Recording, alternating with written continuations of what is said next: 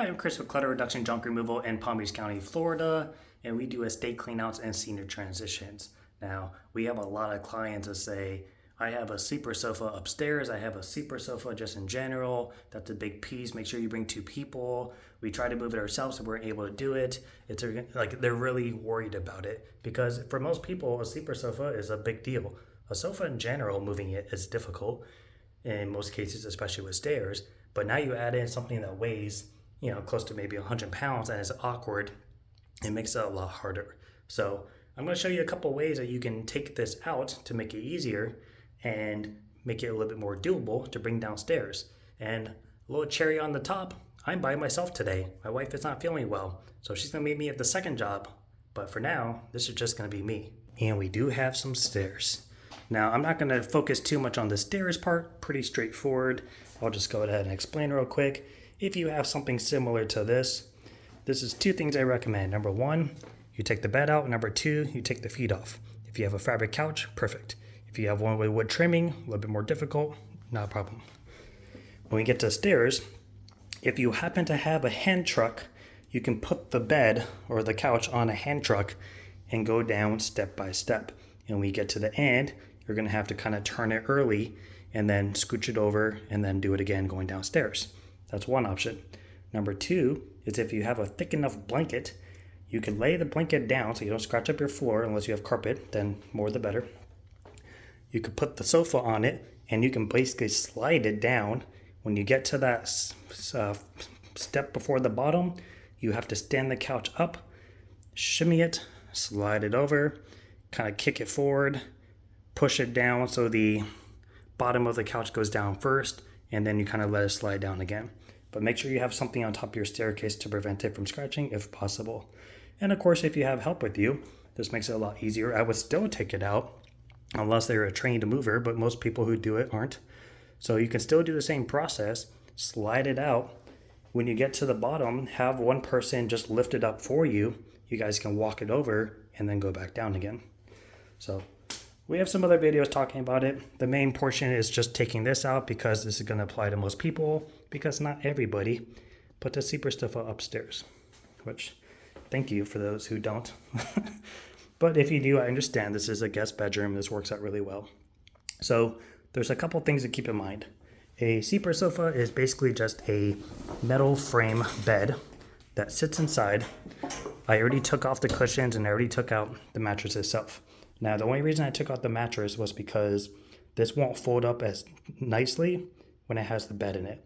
Once you take the bed out, it gets a lot thinner, which is what I want when I'm going downstairs in an indoor apartment. So what I like to do personally is I like to put it on the back of the couch. So I'll lift it up and put it on its back.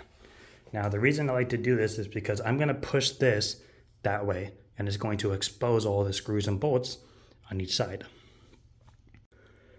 Now, I went ahead and took the feet off, and I did it for one purpose only, for the walls. It doesn't take much pressure for something like this to put an indent in drywall versus something like a fabric edge like this. This is way safer. The feet are actually good to keep on if you're carrying it because now you have somewhere to grip. So something to keep in mind. But if you need to take these bottom ones off and you realize I can't turn it without hitting the floor, here's something you can do.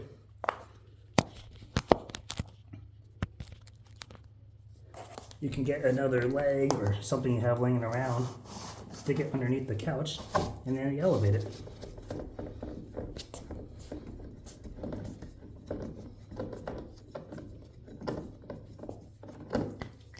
Now that we have the feet off, now we're going to take the sleeper sofa out. So now I'm just going to push this forward.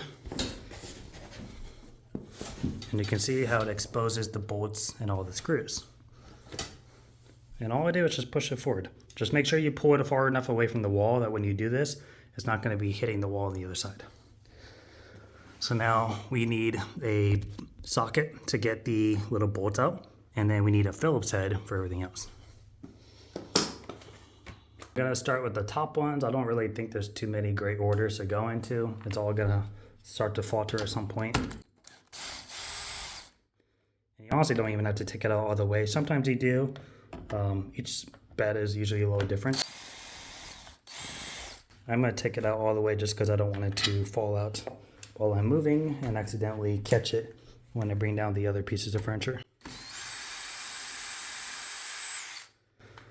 But I've had some where there is no bolts and they're just all Phillips heads all the way down. And then I've had some where it's all bolts and there's no screws at all. So every couch is going to be a little different, but you're only looking for the ones that are attached to the frame of the couch. So like there's probably going to be one up here somewhere, maybe not. Look at that. So just kind of run along. Like if it's not popping out, you missed a screw.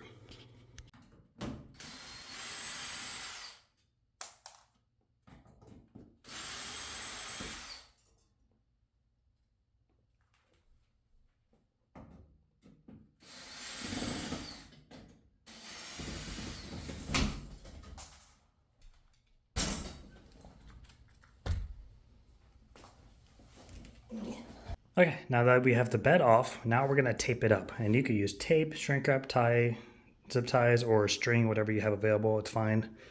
But we're going to pull this out entirely, stand it up, and then try to tape it shut as tightly as possible. Now, if you're downstairs, this isn't as big of a deal, but I'm upstairs, I don't want it to pop out on me. Now that we have that taped up, when I carry it, I'm going to be mostly focused on two things. Number one, and I'm more familiar with this, so I'm not thinking about it, but for you, keep track of where it is on the ground. This is still a metal bar with a lot of little gadgets and little corners that can easily scratch your floor, crack your tile. So when you're carrying it, make sure if you're going to set it down, you know where you're setting it down at and you're being gentle with it. Don't just drop it if you can. Maybe rest it on your foot or something. The other thing to watch out for is these little pieces that are protruding out from the top. Now, when I'm walking, I'm going to have one hand on here and I'm going to be keeping an eye on this. If anything, I want to face this direction so I can definitely see where it is, because this will definitely leave a gash on drywall. So when I carry it, these are my main things. I'm not setting it down and keeping an eye on this front piece and the bottom pieces.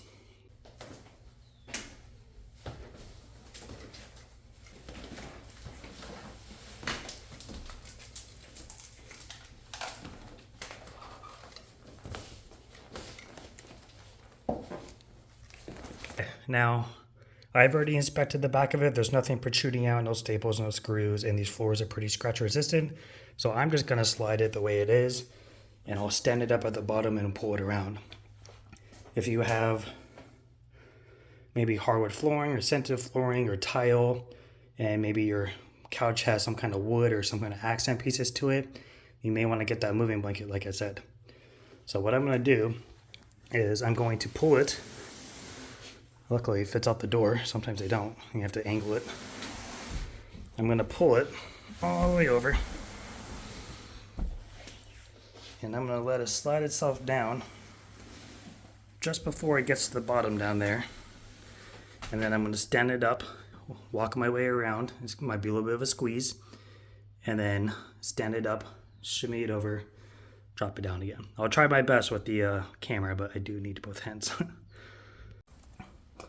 I know it's not perfect, but this is the best angle I can think of. So I have it down right now on the second to last step. I'm going to stand it up now just so I can get down there. The good thing about a sleeper sofa once the bed is out is the shell is usually relatively light. Now if you're doing this as a homeowner, you're obviously taking the risk of not hiring a mover to do this. So keep in mind you may cause some damage to your wall or potentially your staircase. And that's just kind of a DIY risk that you're taking. But the good thing about drywall is it's pretty easy to repair if you have some touch-up paint. Now, I did take off the picture on the wall. It was just a canvas, so it's not like glass or anything, but I don't want that to get poked. Like I said, this is an Airbnb. So I'm going to start to turn the couch a little bit. I don't think you can see on the phone, but I'm basically angling it as much as I can. I still have it on the second step. I'm holding it so it doesn't fall. And I'm gonna kind of almost lift it in a way until I can drop it down on the landing, like so. That way there's very little sliding at the edge. Push it to the edge, spin it, Now I'm not gonna tip it down because it's not gonna go anywhere. There's a landing right there. So what I have to do is, like I said before, is you have to kick out the bottom. So if you have somebody with you, they can just pull the bottom and pull it out, and you just make sure it doesn't smack the wall behind you. Or if you're by yourself, you can push it up to the edge, lean it back towards you, kind of push your body into it, and then just slowly let it down step by step until it's far enough down that you can let it slide the rest. Like I mentioned, I'm already down on that first step. At this point, all I'm gonna do is use my body as a leverage point. So I'm gonna put my knee into the back, rest my back on the wall, and I'm gonna inch it down another step. Let gravity help you. Once you get to that edge, you're controlling the descent. It's not like you have to lift it upstairs though. And then if you don't have anything sticking out like I mentioned, you can wiggle it a little. Just make sure you're controlling the drop so you're not just smacking down on each stair. Especially if you have these like little guards at the ends. So now I have enough room, I can kind of let it slide. Still want to control it though. Down on the ground. So now I'm going to stand it back up. Just make sure there's no walls or sprinklers or anything on the side here. If your couch has a lean to it, watch these edges. Even with fabric, it doesn't take a lot of pressure to damage that. So now that we're downstairs, I can grab my hand truck that's outside, which is right there, and I can scoop it up and take it out the door. Now, in general, I recommend you always grab a couch with a hand truck by the back side because it's the most stable and you have support beams. When you grab it from the bottom, when there is something there, it's not always super secure and it's usually wider than the door is. Most couches, typically, are skinnier from the back or height than they are in the depth of it, which would be this side. Obviously, this wouldn't go out the door. So this is almost always your better bet, unless it's like a huge slant or something weird, but most couches go out this way. So I get the hand truck lined up with this. Why are you closing on me? Push the couch forward so you lift it off the bottom. So that way you can slide your hand truck underneath without scraping into the floor. And you actually don't even have to use your hand truck half the time. You can just grab the piece itself. So like I'm doing this with one hand right now because I'm recording. But I'm gonna stand it up. Again, watch your ceilings. Make sure there's no sprinklers or lights. You don't want to hit those things, whether it's your house or not. Well, especially if it's not your house. But you don't want to do it at your house either. Obviously, this would be a lot easier if you weren't holding a camera like I was. But getting it out the door, you simply just have to drop the hand truck down so you clear the height. And you just do that before you get there. So I will lower it down. Once I line up again, you just drop it down, you get outside, and then you stand it back up. And there is their deconstructed sleeper sofa that came off of a second floor. And for my other junk removal companies out there, I always take pictures of pre-existing damage on walls and staircases before I start something like this. So I already saw that. There's an indent up here on one of these steps, right there. There's another one up here. And then there should be something right here, the edges. So I take notes in that. So I take pictures of all of those. This is a repeat client. I don't think that'd cause a problem. If I did cause damage, I'd get it fixed though. Oh man, I gotta measure these. But it's just a safety thing I did that I learned as a mover. Same thing with the walls. If you see a mark in the wall that's significant, take a picture of it first. Just in case they try to say, hey, you guys did a great job, but you left a hole in my wall. I'm like, no, I didn't. Here's a picture before you started. And that's a way to get a sleeper sofa out. Now, if this was your house and you didn't care, you could always take it out the window and drop it over the balcony if you have one. I don't like to do that, it's not professional. And you could cause damage on the floor. Or something could break off and hit a window, who knows. But if you don't have stairs and you don't have to do all of that, another option is you could leave the sofa bed the way it was inside the couch, and where that little handle is where you can cup your hand in and pull it out, you can always run tape or shrink wrap or zip ties or string or something or a ratchet strap. You could feed it down the hole, wrap it around the front of the couch where the little bar is, where the back of your calves touch. Make sure that's real tight and secure, because when you're moving a super sofa in general, it has a tendency to want to pop out, and it will pop out hard. So you want to make sure it doesn't do that when you're moving it.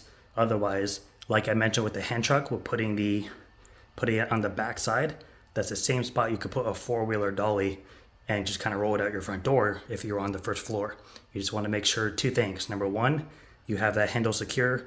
Number two, most super sofas protrude out the bottom of a couch, especially when they're up on their back like that, because of weight shifts. You want to make sure that if you're going through a tight door, that couch might fit, but your super sofa might be sticking out just a little bit, that you don't want the metal to scrape up against your door jamb. So something to keep in mind. I'm gonna go ahead and get back to work though. We have to grab this queen mattress and these two nightstands that don't look heavy, but they surprisingly are. So we're gonna do this real quick. And if you have any questions regarding your couch, comment them down below. I always tell other junk removal people that we network with, or they ask like, oh, I used to give estimates over the phone without ever seeing something. I have a pretty good idea of most furniture from being a mover. I've moved a lot of furniture in different types and different situations. So I usually ask certain questions, and with those questions, I can usually get enough answers that I know if I can either go do it myself, which I did for the first 4 years of my business, or I know how to price.